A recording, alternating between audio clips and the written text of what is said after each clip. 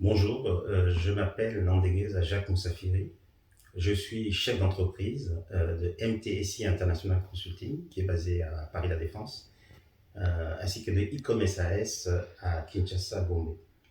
Je suis ingénieur de formation avec une double compétence en génie électrique de l'ESIGELEC et en système d'information réparti de Sud Télécom Paris. J'ai également défendu une thèse sur la réconfiguration des processus de gestion à l'ESSEC Business School. J'ai commencé ma carrière comme ingénieur de recherche au CNRS avant de rejoindre le groupe Eiffage dans une filiale qui offrait des services aux entreprises, donc des industries, industrie automobile, industrie sidérurgique, agro-industrie, mais aussi au port autonome du Havre, parce que nous étions en Normandie, ainsi qu'aux aéroports de Paris. Le groupe Eiffage, c'est un leader européen de BTP, d'énergie et systèmes, avec un chiffre d'affaires de plus de 18 milliards d'euros. J'ai occupé des fonctions de direction au niveau de la holding. J'ai coordonné les directions des systèmes d'information de 200 entreprises réparties sur 10 pays européens. Et les 3 dernières années, j'ai occupé les fonctions de directeur de la maîtrise d'ouvrage des systèmes d'information de la branche Eiffage Énergie. Donc, en 2012, je me suis lancé dans un projet entrepreneurial et j'ai créé MTSI International Consulting. MTSI International Consulting assiste les directions générales dans la déclinaison de leur plan stratégique et les directions opérationnelles dans les pilotages de leurs projets de transformation. En dehors de ce corps de métier, nous accompagnons les entreprises dans leur expansion, aussi bien en France qu'à l'international. C'est dans ce cadre que nous avons accompagné une entreprise italienne, Commit, dans un projet structurant d'appui à la navigabilité fluviale et lacustre en République démocratique du Congo.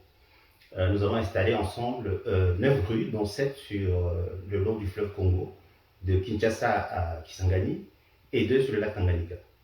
C'est pendant la réalisation de ce projet, qui a duré plus d'une année, que je me suis rendu compte qu'il y avait des opportunités dans notre cœur de métier en RDC, créer des synergies entre la transition énergétique et la transformation numérique. Nous avons donc créé ICOM SAS qui s'est donné pour mission d'accompagner les entreprises congolaises dans leurs projets de transformation numérique. ICOM SAS a plusieurs références actuellement en RDC. Nous avons accompagné le ministère du Tourisme dans la dématérialisation de tous ces processus de gestion, de la création de l'entreprise, donc jusqu'à la licence d'exploitation, ainsi que permettre aux opérateurs économiques de pouvoir télédéclarer et télépayer le FPT, donc le Fonds pour la promotion du tourisme.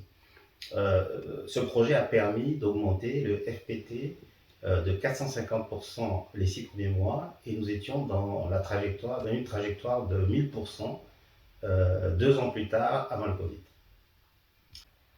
Présenter ainsi, réussir un projet entrepreneurial en RDC paraît simple. Mais nous avons dû faire face à beaucoup de défis, beaucoup de problèmes, dont les tracasseries administratives, les non-respects des engagements de la part des partenaires. Pour espérer tirer parti de ces immenses potentialités et être attractif, la RDC devra se pencher sur le cadre légal permettant d'améliorer les climats des affaires.